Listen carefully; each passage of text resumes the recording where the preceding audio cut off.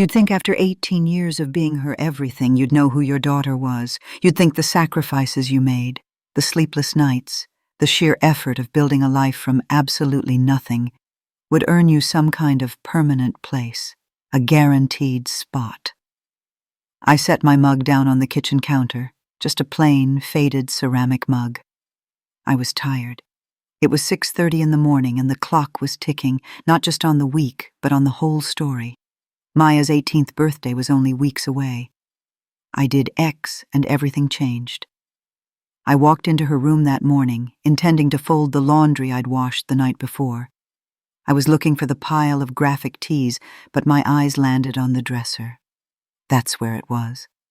The thing that didn't belong. It was a jewelry box. Not one of those sweet, flimsy little wooden things I used to buy her from the thrift store when we were trying to make $1 stretch into $2. This was heavy. Solid brass. It looked expensive and cold, reflecting the weak morning light like an unwanted star. I touched it. It was too heavy, too grand for our little apartment here in Atlanta. This was the kind of object a wealthy person, a person with no concept of a budget or a grocery bill, would give. It was completely neutral in itself, just a small object, but it felt immediately terribly wrong. Who gave my daughter a jewelry box that felt like it weighed a ton? I asked her about it later that night. We were eating chili, my famous chili that she used to inhale when she was younger. I tried to keep my voice light, neighbor over tea warm. "Maya, honey, where did you get that beautiful box on your dresser? It's stunning." She didn't look up from her bowl. She just gave that one-shoulder shrug that teenage is perfect, the one that says, "I'm talking to you, but I'm not really here."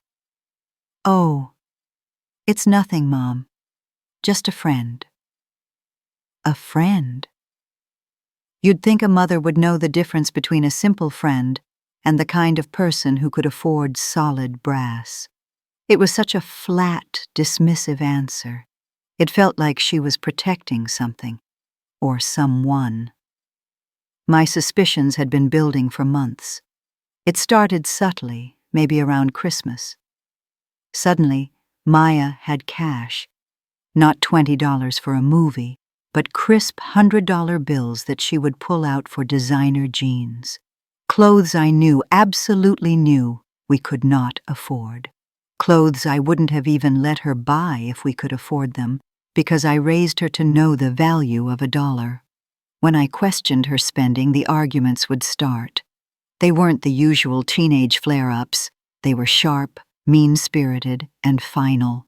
She would say things like, "Why do you have to be so nosy? Other parents don't act like this." And then the worst one, the one that still rings in my ears. "I wish I didn't have to worry about money all the time. It's not fair. It's not fair."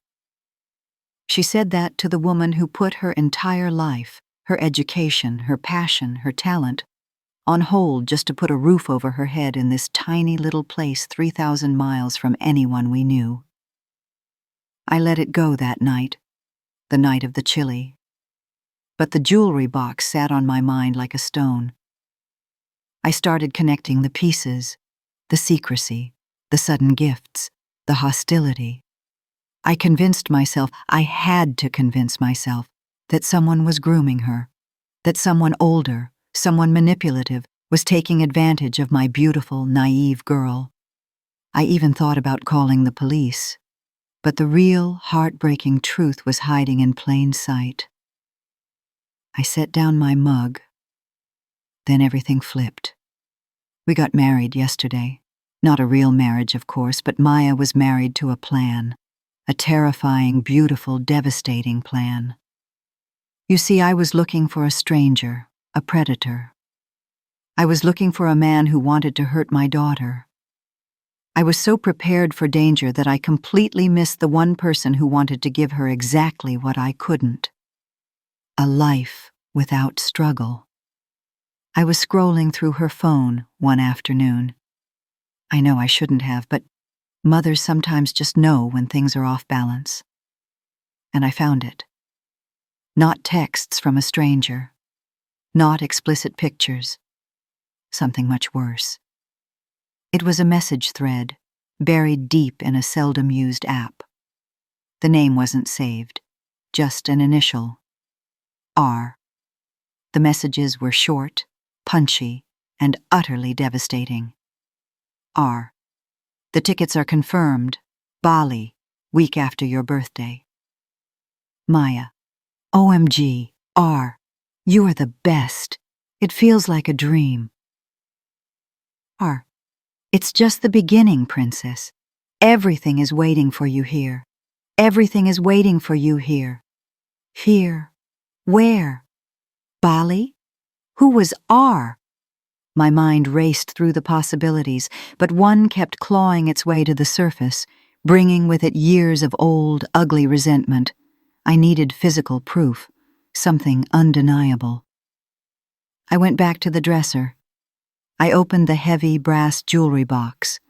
Inside, there were no necklaces or earrings.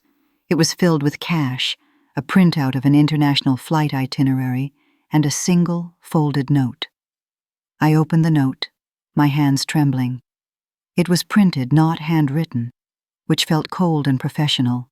It laid out a schedule, a moving plan, for the last week of the month. The first line read, Maya, just a few more weeks until you are 18 and free. Your room in the new house is ready. Dad. Dad. The jewelry box held her ticket to leave me. I fell back onto her carpet. I couldn't believe it. Robert. Her biological father. The man who walked out when she was 2 years old and then lost all custody rights years ago. The man who had been a ghost, a shame, a non-presence in our lives for 16 years, had quietly, meticulously returned. He had purchased my daughter's loyalty with plane tickets and promises. That was only the beginning. If you are still with me, please tell me, where are you watching from? Drop your city below. I need to know I'm not alone in realizing that some scars just never heal. The name Robert on that printed note was a physical blow.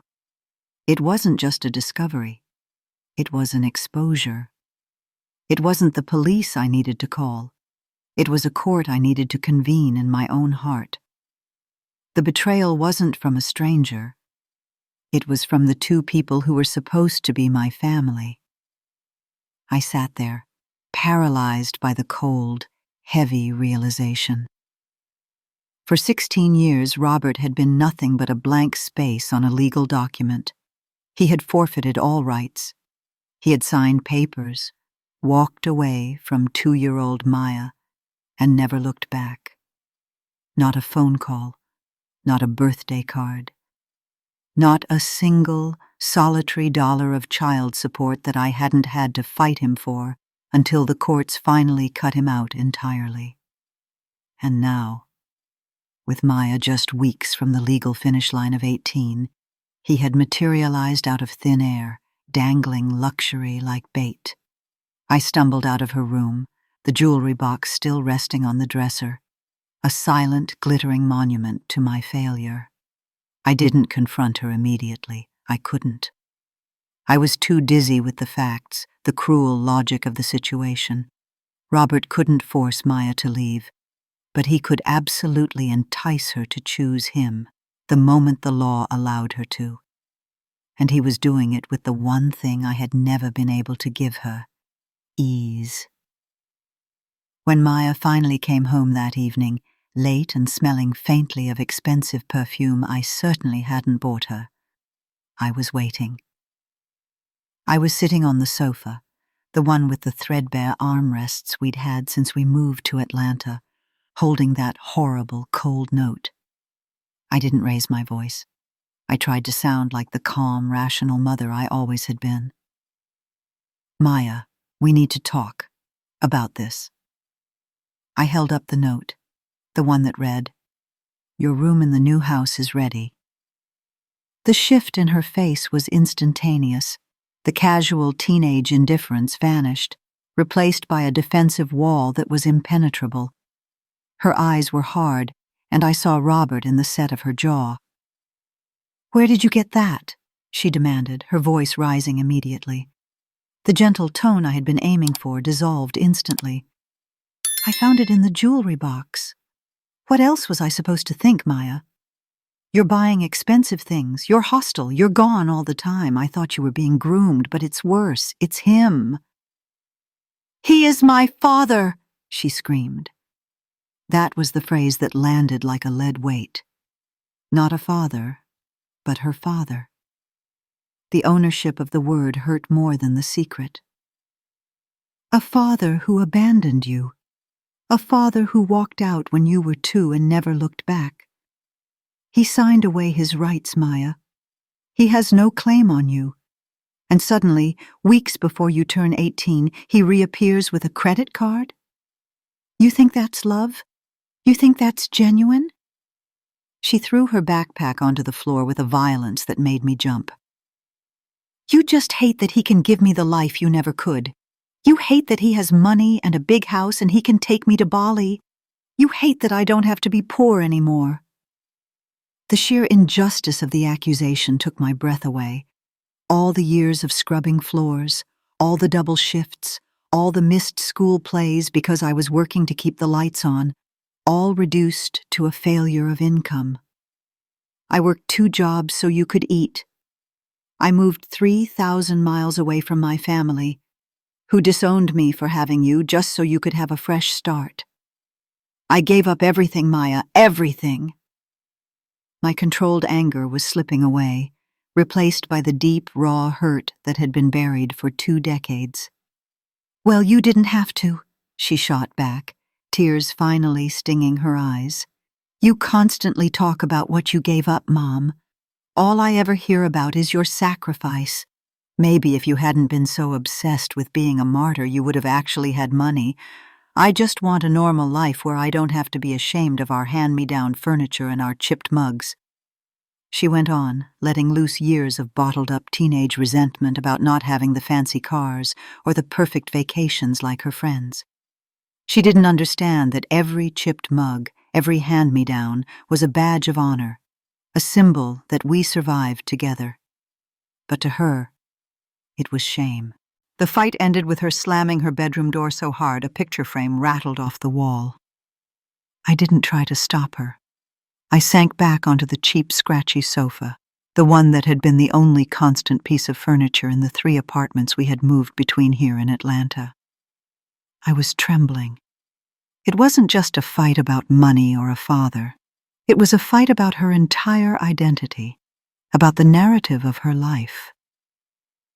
And in her version, I was the obstacle, the person she needed to escape to finally be happy. It was hours later. The house was utterly silent, the kind of heavy silence that follows an explosion. I walked around, aimless, picking up the chili bowls. I saw the framed photo that had fallen from the wall. It was of Maya at age 10, dressed in a sparkling blue tutu for a dance competition. She looked so happy, so vibrant, her whole world just about music and movement. I carried the picture into the spare room, the room that was supposed to be my home office, but was mostly just storage. I started searching through a plastic bin marked Memories. I was looking for something, anything, to prove to myself that those years of sacrifice meant something. At the bottom of the bin, I found a worn, slightly damp folder. It was labeled, My Tapes. Inside were the old VHS C tapes and DVDs. Videos from my life before Maya. Videos of the girl who had dreams. I pulled one out. It was labeled State Talent Showcase 2006. I carefully inserted the old DVD into the laptop. The screen flickered to life, showing a much younger me. I was maybe 20 or 21, performing on a brightly lit stage. I was singing. My voice was clear, powerful, filled with an unshakable confidence that I hadn't felt since I was pregnant with Maya. My hands were moving over a violin, and I was dancing effortlessly. The applause was thunderous. I watched myself. The sheer, terrifying realization of what I had given up hit me with fresh, awful force. I was 19 when I got pregnant.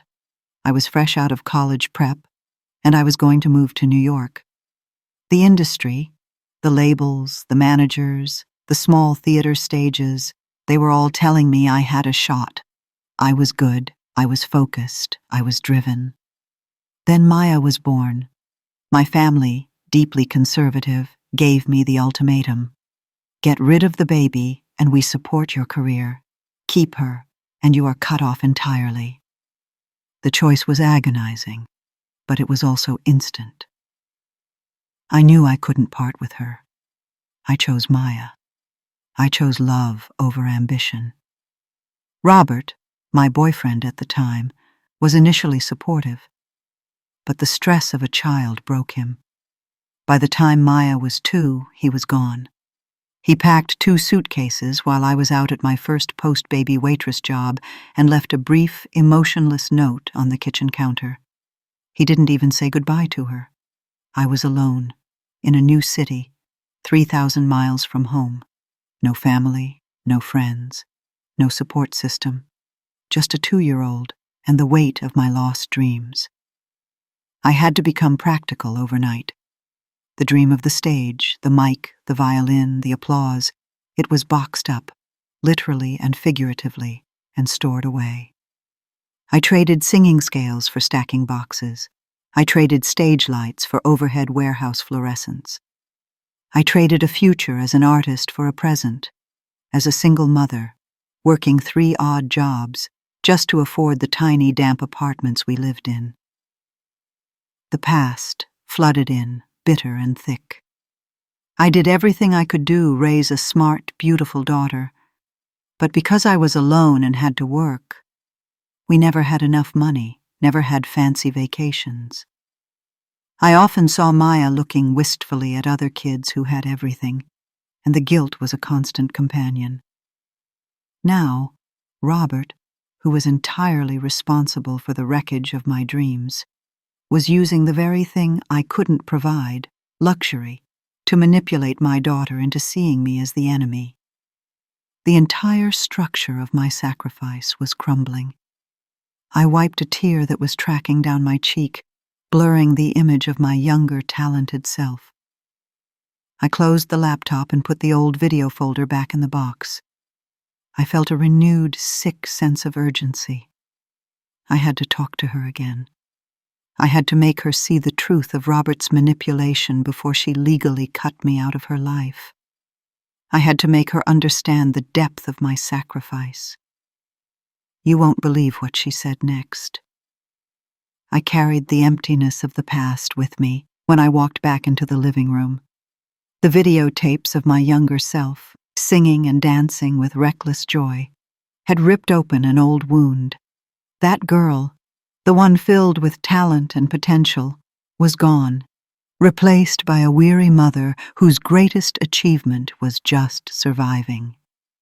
And now, the very person I sacrificed her for was packing her bags to leave me for the man who caused the sacrifice in the first place.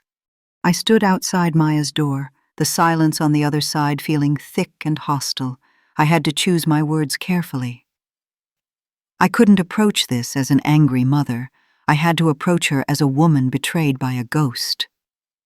I knocked softly. Maya, can we just talk? Please, just for 5 minutes. It took a moment, but the lock finally clicked. She stood in the doorway, her arms crossed, her eyes still red, but colder now.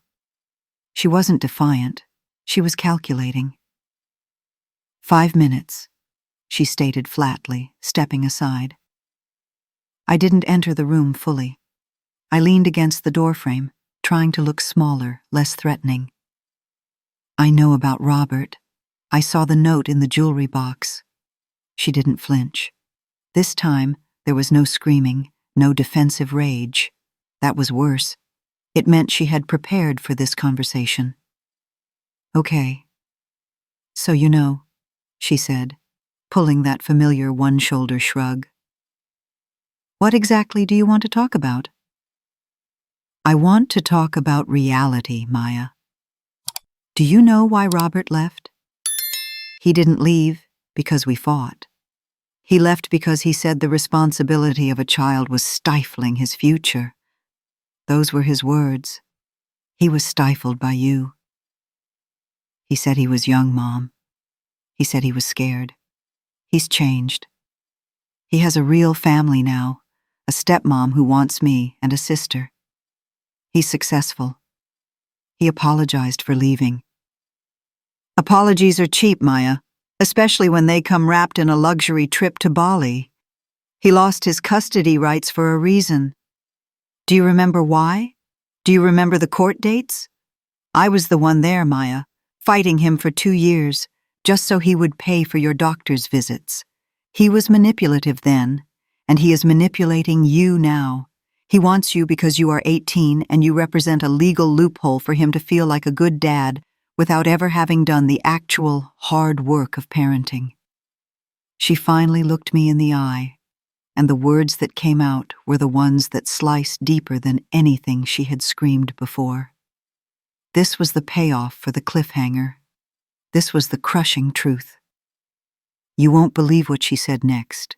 She looked at me, completely calm, and said, "You know, Mom, he told me that you pushed him away, that you were so wrapped up in being a single mother and a martyr that he felt suffocated. He said you drove him away with your sadness and your constant talk about the dreams you gave up." The air left my lungs entirely. Robert had not only returned, but he had rewritten history. He hadn't just manipulated Maya. He had assassinated my character in front of my own daughter. He had turned my sacrificial love into a personality flaw. My choice to keep her was now twisted into a tragic, self-inflicted burden that I had weaponized against the man who left. That is a lie, Maya, a vicious, calculated lie. I gave up my life because I loved you more than the stage. He left because he was selfish and weak. And maybe, Mom, she countered, stepping closer, her voice dropping to a whisper that felt even more dangerous than a scream. Maybe he's right. Maybe all I've ever felt from you is the weight of your sacrifice. Every time I ask for something, I see the price tag and I see your face, reminding me of the dream you gave up. Robert doesn't do that. He just gives. He just loves me for who I am now. I was shattered. This was not the child I raised. This was the child of Robert's wallet and Robert's lies.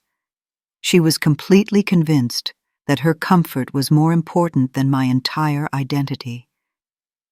The years blurred into a confusing montage of cheap meals, early mornings, and constantly being afraid of the eviction notice. I remembered the humiliation of comparing our situation with other kids, not just the fancy cars, but the ease, the stability. Robert was capitalizing on the very insecurity I had fought my entire life to shield her from. I realized I was holding the cheap, faded mug I had made my tea in that morning. I had been unconsciously clinging to it. I looked down at it, then back at Maya. This mug, this humble, chipped ceramic thing, was the antithesis of the cold, brass jewelry box on her dresser. One symbolized years of hard-fought love, the other symbolized a quick, clean purchase. I slowly set the mug down on the end table. I didn't want to break it in my frustration. It was the only fight I was going to win that day. "I need you to listen to me now," I said, my voice low and shaking. "I'm not talking about money anymore. I'm talking about safety. Robert is using you. He lost custody. He is trying to fix his own failure by buying your love. Once you are 18, once you move into his luxury home, you are his trophy. And when you are no longer shiny, when you disappoint him, he will walk away again. That is his pattern." She rolled her eyes. You're just being dramatic. He wants to take care of me. It's a fresh start. You should be happy for me." "Happy for you to choose the man who abandoned you?" I whispered. The conversation went on like that for another half-hour, a painful loop of my defense against her accusation of martyrdom. It was clear I was losing. Robert had done his homework. He had poisoned her perception of our past together, turning my strength into a weakness. I finally left her room, defeated. I walked over to the kitchen counter and stared at the mug. I picked it up and held it in both hands. It was the symbol of our bond, now tainted. I walked over to the overflowing garbage can and almost dropped it in. But I stopped. No. I wouldn't let him take the small, everyday things, too. I put the mug back in the cupboard and started scrolling through my phone, desperate for an anchor. I called my oldest friend, Maria, who lived on the West Coast. "He's poisoned her, Maria," I choked out, tears finally coming freely. "He told her I drove him away, that I'm obsessed with my sacrifice." Maria was furious. "He is disgusting, Sarah. You need to gather every single piece of evidence. Every court document, every email, every text about child support. You need to show her the truth, every ugly detail." Maria's words hit me with cold logic. Show, not tell. I had been telling her my truth, but Robert had been showing her his version with gifts and trips. I needed to fight fire with facts. I spent the next 2 days obsessively gathering the paper trail. I pulled out the enormous outdated storage folder from the bin in the spare room. Not the videotapes, but the old manila envelopes filled with legal history.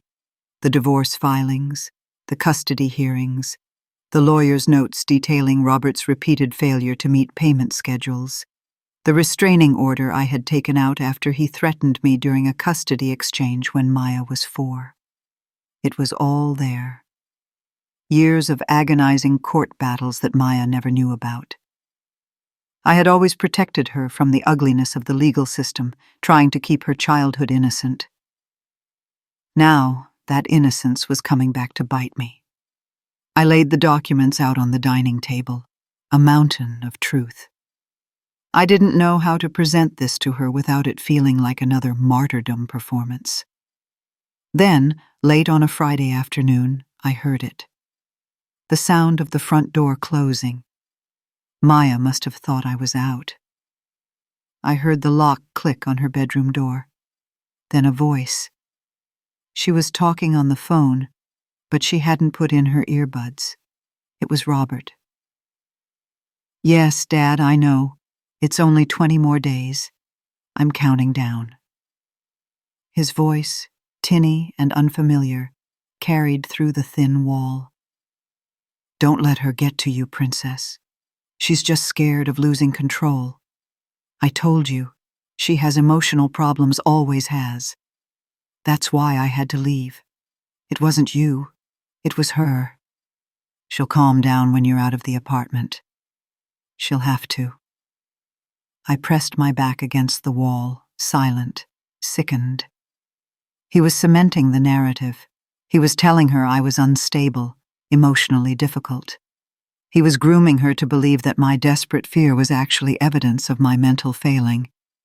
Then Maya spoke, and this was the true, final emotional pivot. The moment of pure, raw betrayal.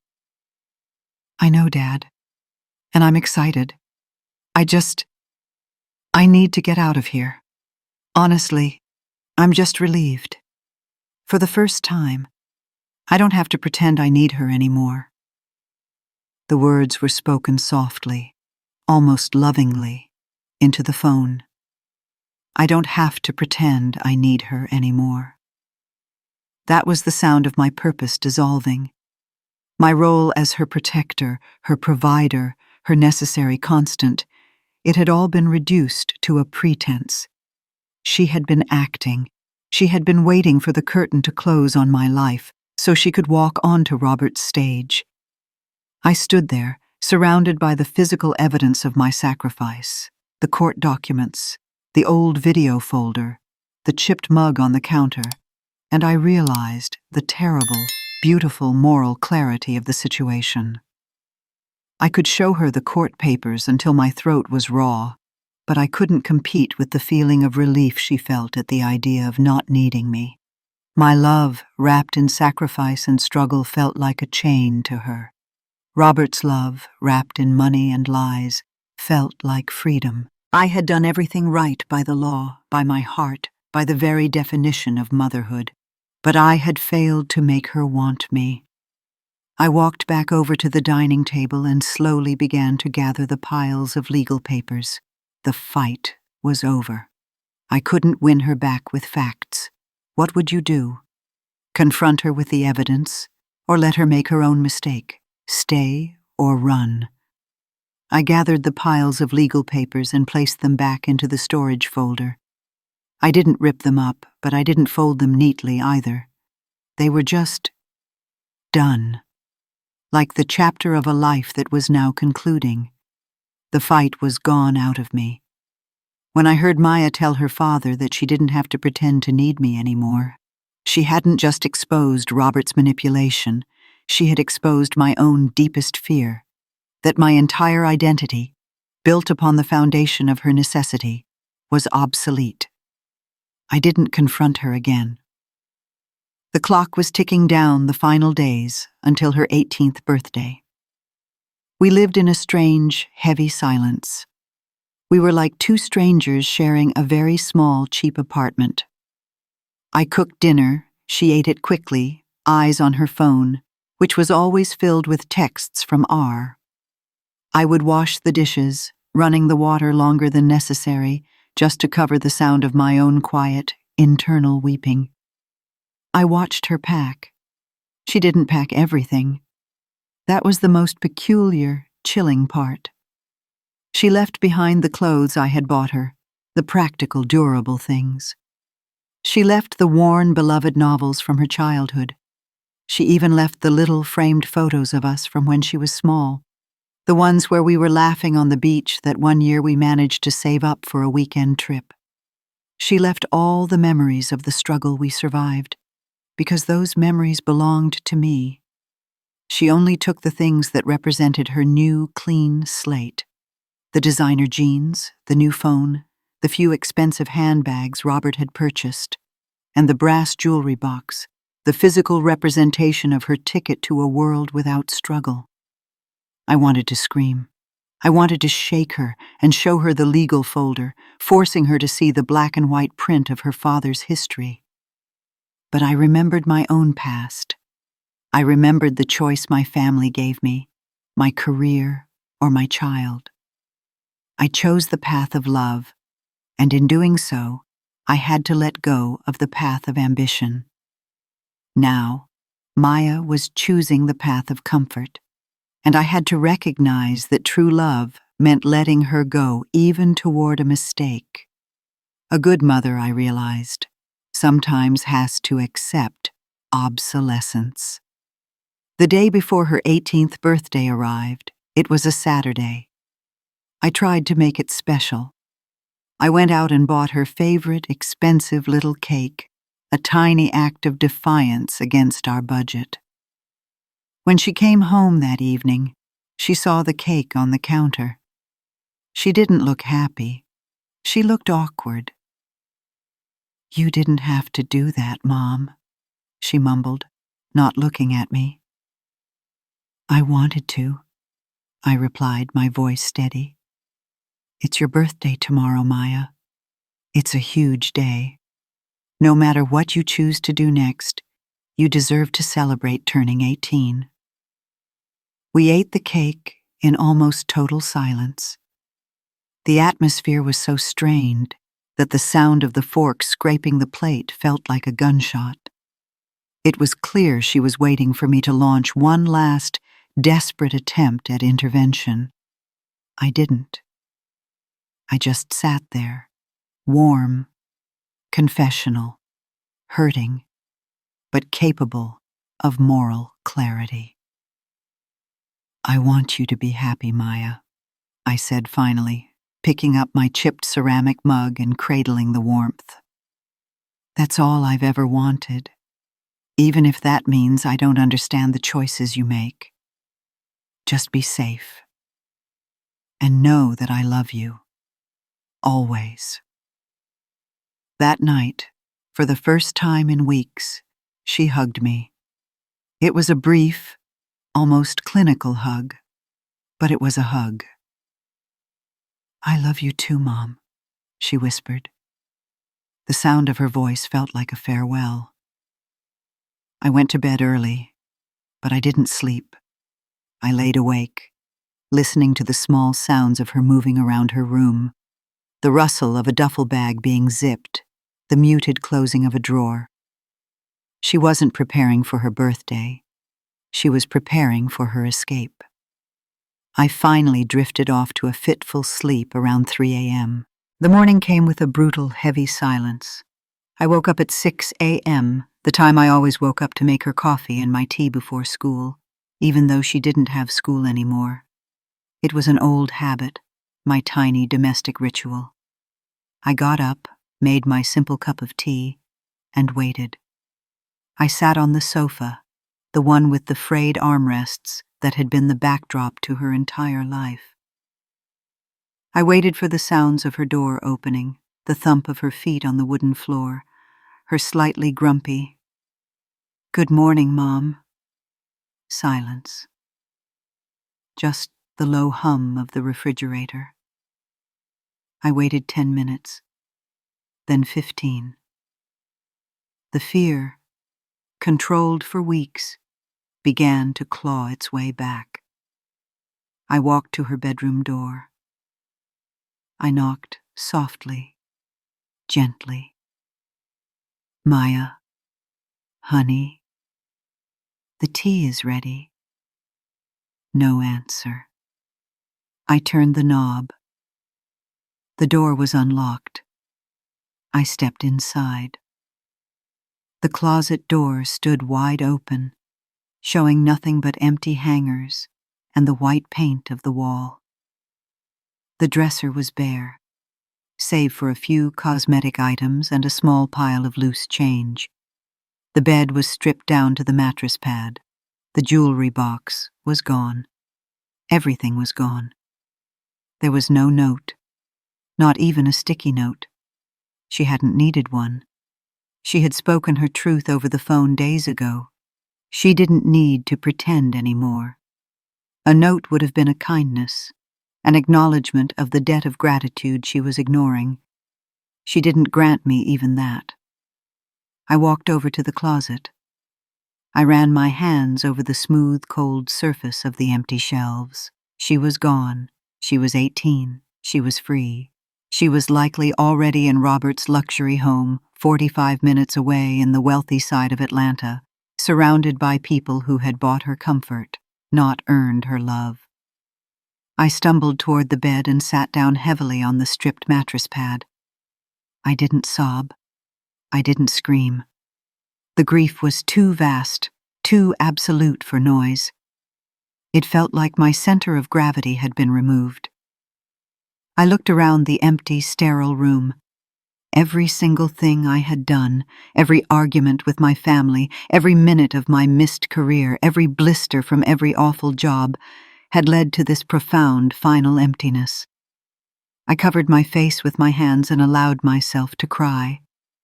Not for the dream I lost 2 decades ago, but for the daughter I lost this morning.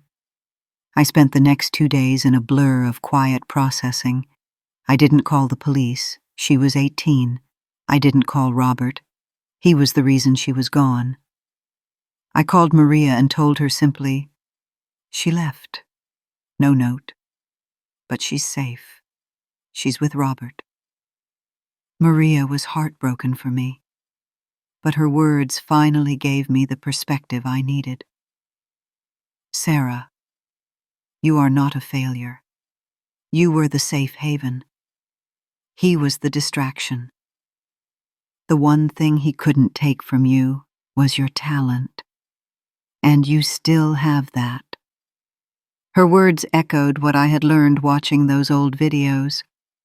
The woman who sang and played the violin was still in there, buried under 2 decades of motherhood. On the 3rd morning after Maya left, I finally felt the shift. I made my tea, but I didn't sit down on the sofa to wait. I drank it standing up, looking out the window. The sky was clear, cold, and beautiful. I walked into the spare room. I opened the storage bin. I reached past the court documents and pulled out the old video folder. This time, I didn't watch the videos. I just held the tapes, the physical evidence of the life I walked away from. I looked down at the tiny, fragile tapes and knew I had to choose to walk back toward the stage. I put the folder under my arm, grabbed my keys, and walked out of the apartment.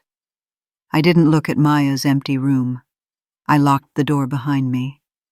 I started walking down the street, away from the familiar bus stop and the local grocery store. I walked for about 15 minutes, thinking about what I would do now. Waitress again? Take an office job? And then I saw it. Across the busy Atlanta street, tucked between a dry cleaner and a small cafe, was a storefront I had never noticed before. It was small, unassuming, but the sign was clear. Atlanta Strings and Sounds. A musical instrument shop. I stopped at the curb. I watched the traffic rush by. I looked at the display window, and there it was. In the center of the window, spotlit by a warm internal light, was a beautiful dark violin resting on a velvet stand. Next to it was a sleek professional microphone on a stand. It was a perfectly composed still life of my youth, my passion, my greatest sacrifice. I took a deep, steadying breath. I looked at the violin, at the mic, at the instruments that had been waiting for me for 20 years. The pain of losing Maya was a dull ache now, but beneath it, a tiny, vital spark began to glow. A smile, a real, genuine, unburdened smile, cracked across my face. It wasn't a smile of a mother who had won, but of a woman who was finally reclaiming herself. My name wasn't just Mom. It was Sarah. And Sarah was a singer. I crossed the street. I pushed the door open, hearing the gentle chime of the bell above my head. The smell of aged wood and rosin filled my lungs. I walked into the store. And then, everything changed. Thank you for watching this incredibly difficult story. Losing a child is a terrible pain, but losing them to calculated manipulation is a betrayal that cuts to the soul. I finally realized what I needed to do next. I needed to stop waiting for a daughter who didn't need me and start finding the woman I put away. What would you have done in Sarah's place? Could you forgive your child for leaving you for money? Tell us your story in the comments below.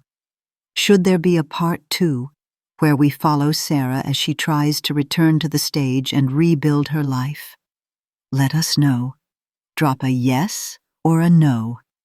And if you felt the weight of Sarah's sacrifice, please like this video and subscribe to our channel so you don't miss what happens next. Click that bell notification and be part of our community. We need you here.